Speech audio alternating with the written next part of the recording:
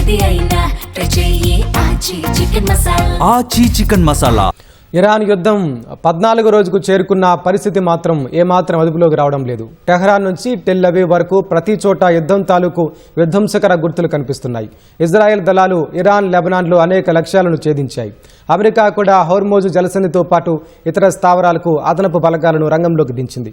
Japan స్థావరం నుంచి 3 దాడి నౌకలు, 2500 మంది మెరైన్ కమాండర్లను తరలించాలని ఆదేశించింది.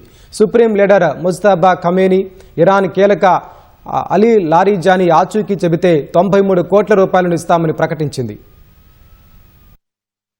ఇరాన్ రాజధాని టెహ్రాన్ సహా పలు ప్రాంతాల్లో ఇజ్రాయెల్, అమెరికా దళాలు విధ్వంసం సృష్టిస్తున్నాయి. శుక్రవారం 90కి పైగా యుద్ధ విమానాలు, 200 రకాల పేలుడు పదార్థాలతో ఇరాన్ మౌలిక సదుపాయాలను ఛేదించినట్లు ఐడీఎఫ్ తెలిపింది. ఐఆర్జీసీ, బసీజ్ దళాలు ప్రాంతీయ హెడ్ క్వార్టర్లు, గగనతల రక్షణ వ్యవస్థల్ని ధ్వంసం చేసినట్లు పేర్కొంది.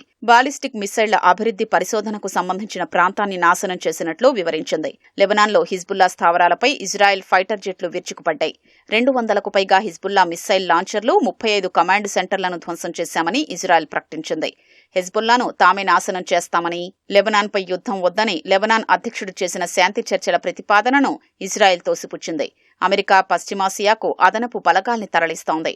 B-2 బాంబర్లు, జపాన్ స్థావరంలోని అత్యాధునిక దాడి నౌక USS ట్రిపోలి సహా మరో 2 నౌకలు, 2500 మంది మెరైన్ కమాండోల్ని పశ్చిమాసియాకు పంపాలని పెంటగాన్ ఆదేశించింది. ఇరాక్లో అమెరికా వైమానిక దళానికి చెందిన KC-135 రీఫ్యూలింగ్ విమానం కూలిన ఘటనలో 6 అమెరికా సైనికులు చనిపోయినట్లు సెంట్కామ్ తెలిపింది. ఇప్పటి వరకు మృతి చెందిన అమెరికా సైనికుల సంఖ్య 15కు చేరింది. Iran supreme leader Mojtaba Khamenei Ali Larijani ఆచూకీ చెబితే 93 కోట్ల రివార్డిస్తామని అమెరికా ప్రకటించింది. ఇజ్రాయెల్, అమెరికా సైనిక స్థావరాలపై పెద్ద ఎత్తున క్షిపణులు, డ్రోన్లను ఇరాన్ ప్రయోగించింది. ఇరాన్ క్లస్టర్ బాంబులు ఇజ్రాయెల్లో విధ్వంసం సృష్టించాయి. అనేక ప్రాంతాలు దెబ్బతిన్నాయి. టెల్ అవీవ్లో 20కి పైగా పేలుళ్లు జరిగాయి.